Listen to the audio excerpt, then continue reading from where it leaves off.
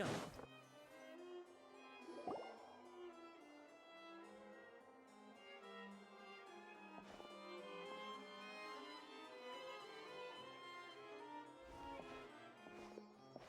Halt! Please state your business here. The Chief Justice is presently occupied with official matters. Huh. This place does look pretty heavily guarded. Guess that proves that Nervalet's files are really secure. Hey, don't you recognize us? Huh? Who are you? Just to be clear, I don't care who you are or who you might be related to. Our rules make no exceptions. See? They've got great discipline, too. Yep.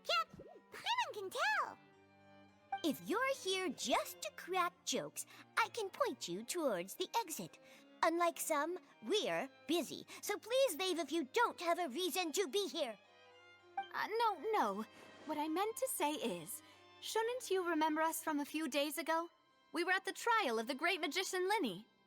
Oh, yes, I remember. I read about it in the Steambird. You must be Linny's attorneys. It's all coming back to me now. We're here today to report and archive some information on a follow-up case. Huh, is that even a thing? Of course. Don't worry. We're here on official business. You can trust us. All right then, I'll let you through. The Chief Justice is just inside. Thanks so much.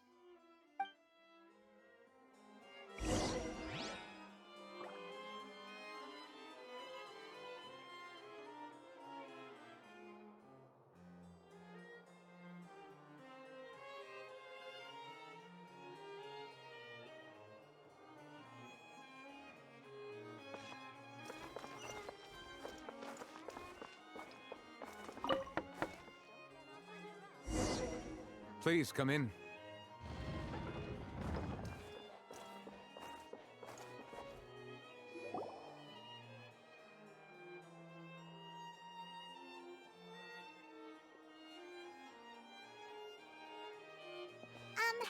Sorry to barge in, Monsieur Nervalet. We only lied to get in because we didn't know any other way. It's all right. Please let me know how I may be of assistance to you. So you're not mad at us? We're looking for a man called Vacher. He may have been an eyewitness in the serial disappearances case. If we can find him, we may be able to unearth some key information on the case. Ah, I see. In that case, please wait here a moment while I browse through the files.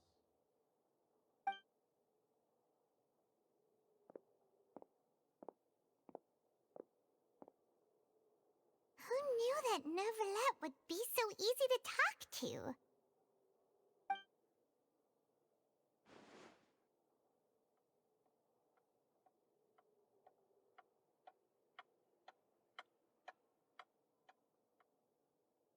Unfortunately, I'm quite certain that no one by the name of Vacher has been involved in any case, criminal or civil, in the past several years.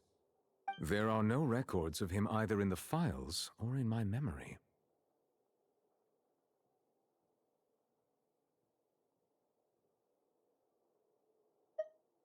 Traveler, what if it was really just a dream? Is that so? All right then. Thank you so much, Monsieur Neuvillette. We'll take our leave now.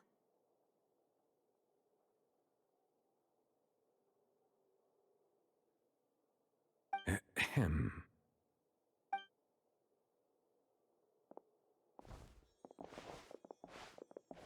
Miss Navia, I can understand how you feel.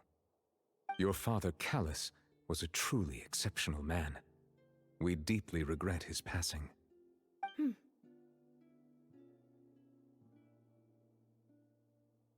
And what are you trying to say, Monsieur Neuvillette? Are you trying to console me? Extend your sympathy? Or just express some tendril of regret? No. You are not trying to do any of that. I can hear it in your voice. There's no emotion behind your words. You only said those things because you felt like you should. It's just like last time. After my father took his place in the duelist ring, I pushed through the guards to talk to you as a last resort.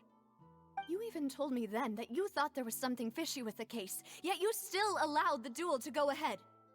In your eyes, the value of a human life is nothing compared to those cold laws you hold so dear. If you truly regret my father's death, then why didn't you call a stop to the duel? Why didn't you give me the power to stop him from throwing his life away? Why did you just let him die, despised and hated by all? Everything was hanging on a thread at that moment. Just the tiniest effort could have changed everything. There are still so many things I never got to tell him. So many questions he still owes me answers to. If you really have no heart, then just look me in the eyes. I, Navia, will show you the true meaning of regret.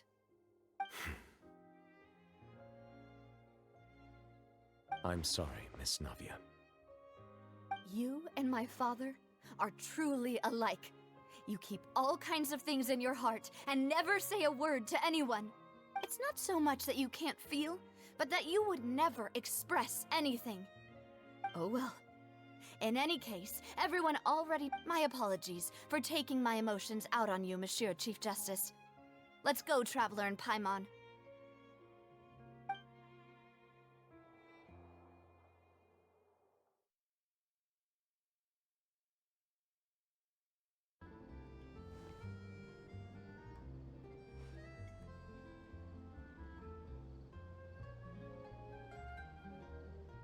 Navia, are you okay?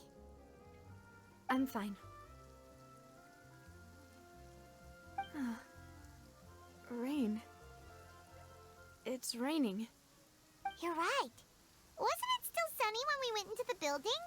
And there shouldn't be any active trials today. How strange. Now that I think of it, on the day my father was convicted of murder, it was also raining.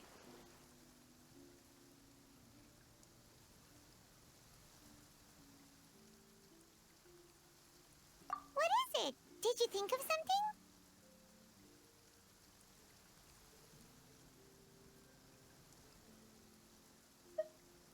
Yeah, he was outside. It was uncovered and the rain could fall there. Why? Do you think the rain could have affected the crime scene? That thought has occurred to us before. We've even expanded the search area to try to account for that, but didn't find anything of value.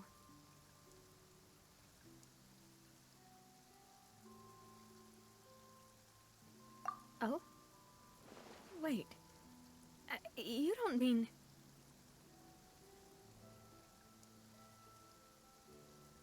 So you're saying that the true murderer could have been turned into water and then got washed away with the rain? Yeah, and if that's what had happened, then no one would have believed your dad, even if he explained what he saw to the authorities. I really think I found a true genius for a partner. You're completely right. How did I not connect the dots earlier? All right, let's go to Poisson. With this new lead in mind, we'll get to the bottom of my father's case for sure. Yeah, we're gonna make progress for sure this time. Do you want to go with me now? Or do you want to head over by yourself later?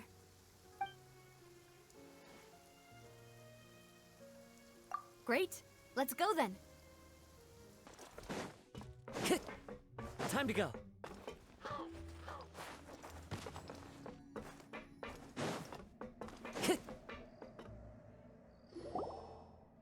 Whoa, what a huge ship! Why would a ship be anchored at a place like this? There's no need to be so surprised. While it may look like a ship, it's actually Spina di Rosula's headquarters. My father was the one who asked for it to be built like this. Perhaps our taste in exterior design is the only thing we occasionally had in common. A gigantic and glamorous ship embodies discovery, opportunity, ambition, and conquest. It symbolizes Spina di Rosula's bright and limitless future.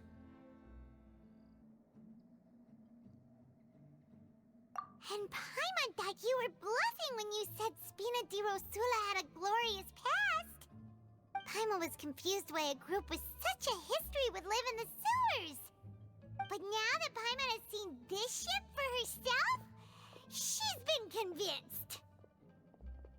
Well, Poisson is where Spina di Rosula began, after all. It's our main base, our home.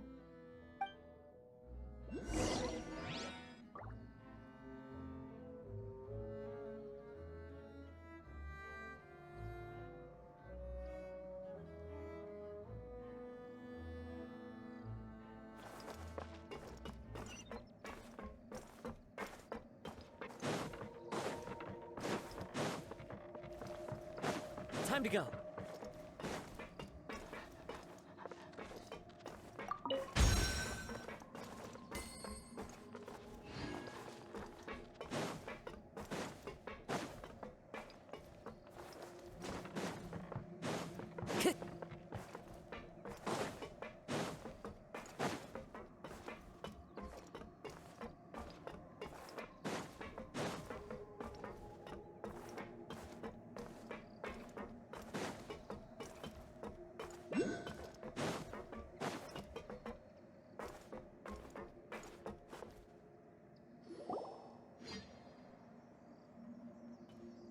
Melus, we're back! Apologies for the wait, demoiselle, and our most important partners. You said before that you still had some business at the court. What brings you back to Poisson so quickly? About that. It's because my partner here reminded me of something really important. You see, what if my father's case had something to do with water from the primordial sea? You still remember, right, Melus? On that night, it was raining? Yes, the case was quite similar to that of Mr. Linney's. Both were what you'd call impossible murders.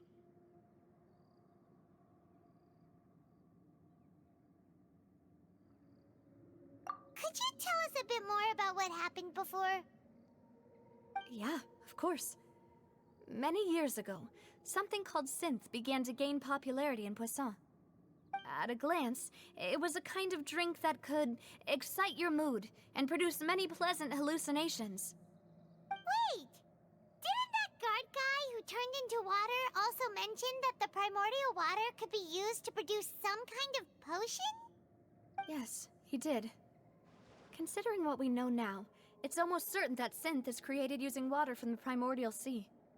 If you drink synth for an extended amount of time, you'll suffer many side effects, such as losing the ability to focus or control your emotions.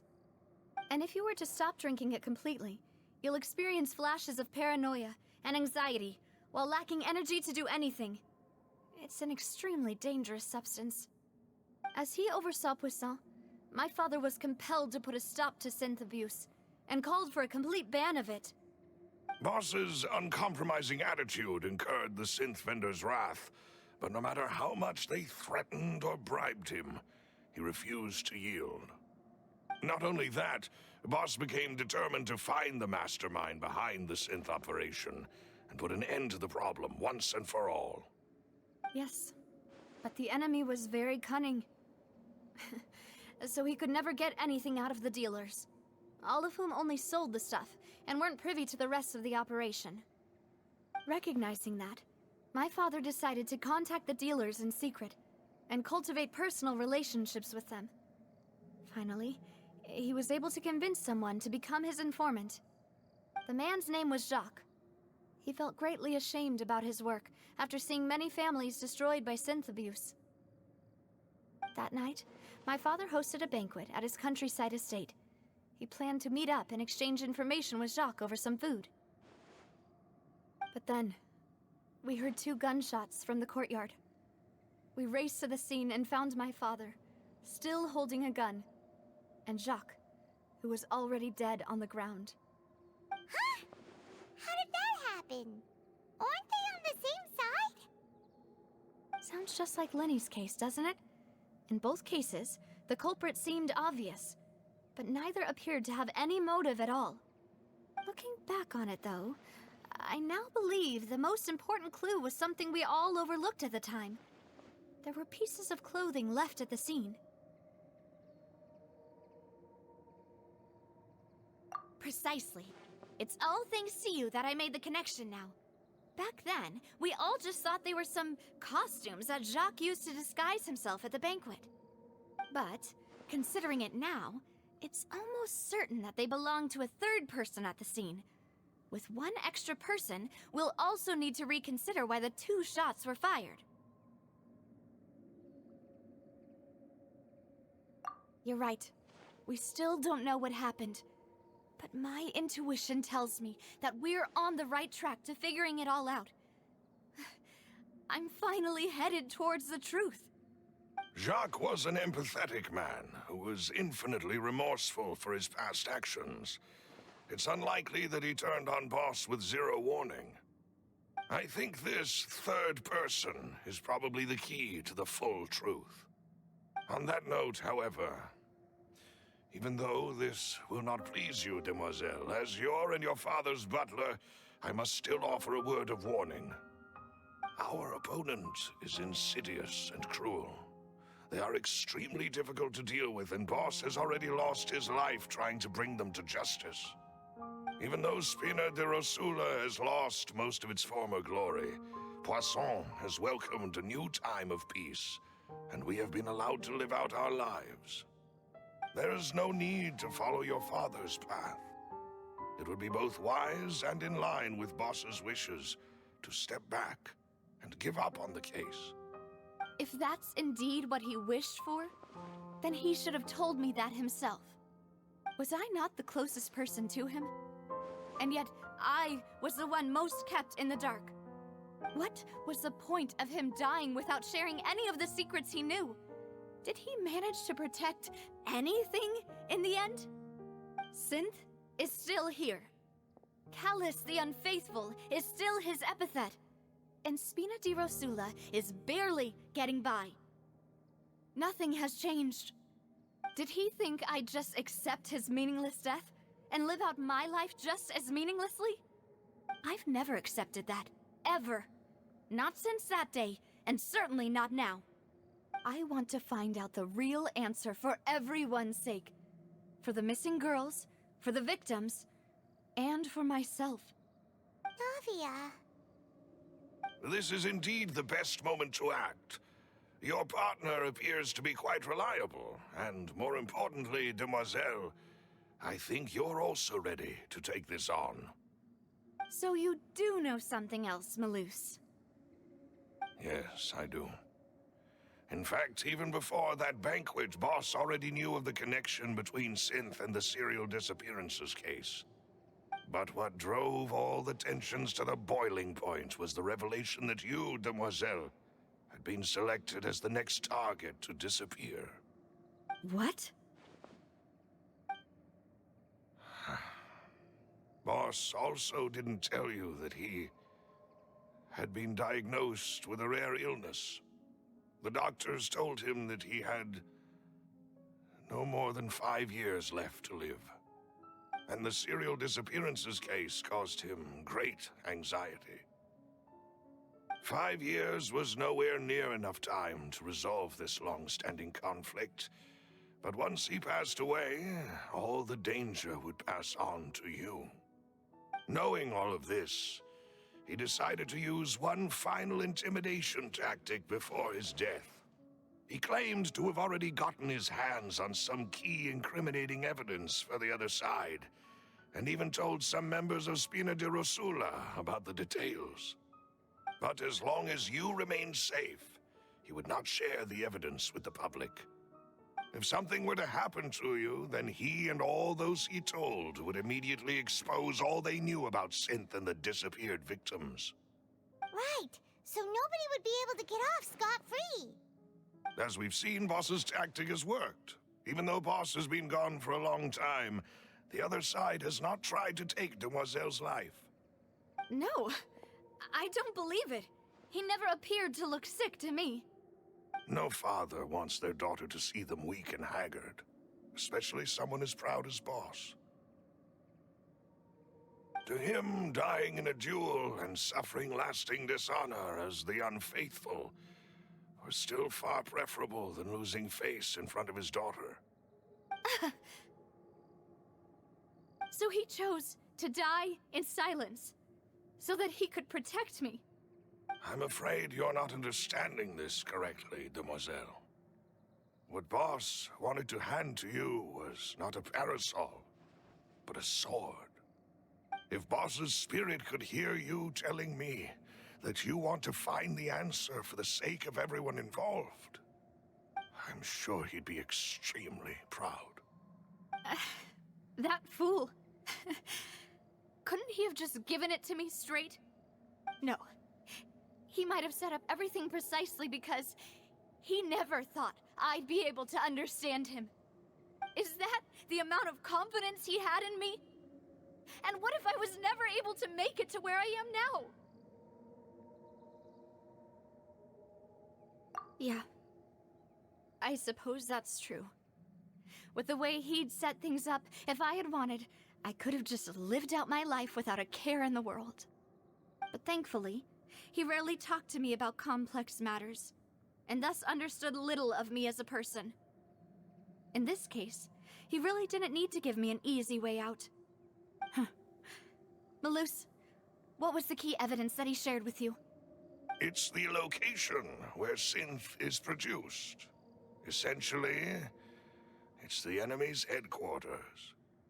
When he was threatening the enemy, Boss didn't share the specifics of the incriminating evidence he found.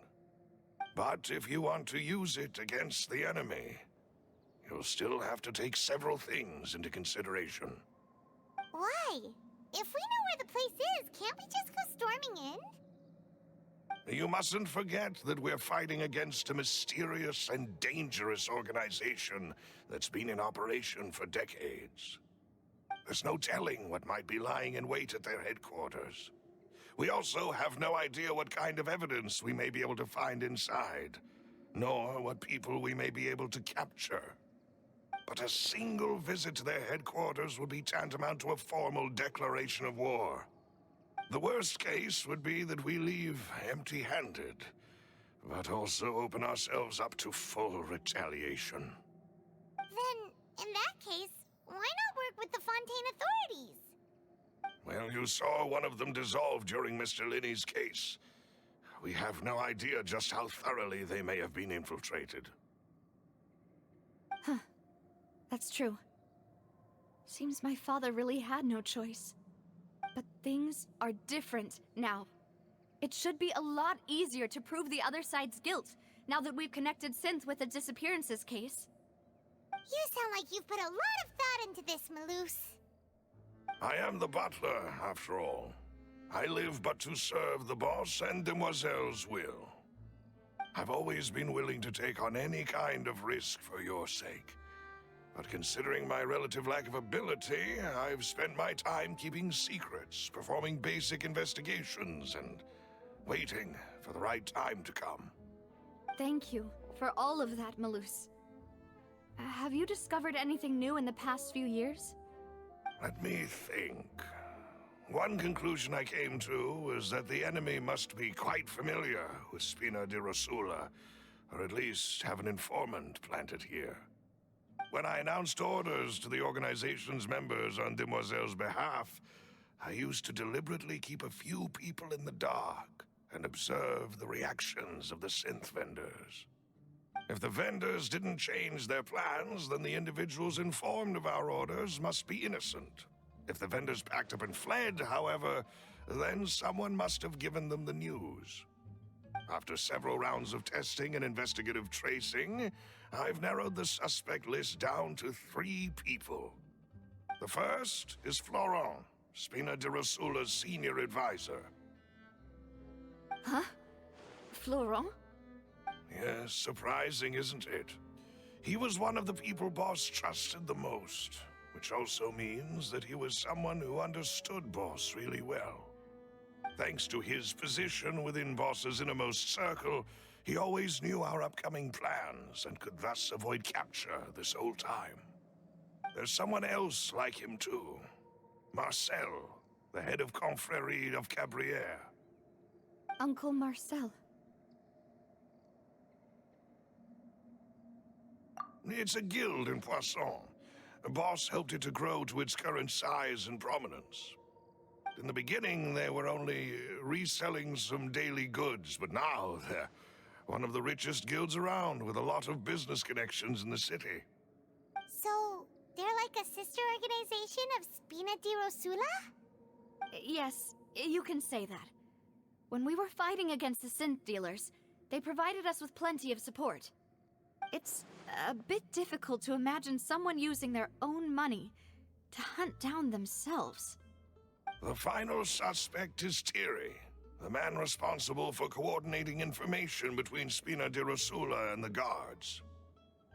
Although the guards mostly leave us to our own devices, there are still many activities we have to report to the local authorities. Since Thierry is always in the know about our current activities, he could theoretically always plan one step ahead. I see. These are all people who I communicate with quite regularly. To think that the enemy we've been fighting against has been right next to me all along, among those I trust the most. It's almost too hard to believe. If you want to investigate them, please take every precaution to not alert the quarry. Judging from our experience, the enemy is extremely cautious. Of course. And thank you, Malus. You've provided us with a lot of great information. You're too kind, my lady. I'm just doing my duty. And before I forget, proving Boss's innocence would also mean clearing him of blame in Jacques' death. After that incident, Jacques' wife and daughter were taken into the Spina's care. They still live in Poisson today. If it might help, you could also pay them a visit. I can make the necessary arrangements. Oh, thank you so much, Malus. You really are the best. A new case awaits, my dear partner. Tell me pretty lies, look me in the face. Tell me that you love me, even if it's fake.